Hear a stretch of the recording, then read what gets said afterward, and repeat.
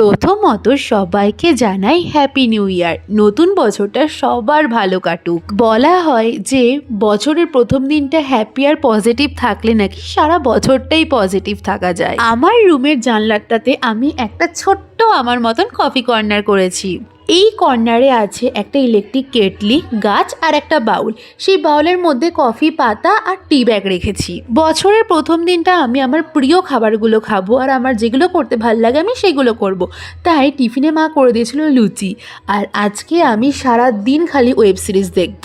মাঝখানে একটু বেরিয়েছিলাম আমি একটা ভিশন বোর্ড করব, তারই প্রিন্ট আউটগুলো করতে।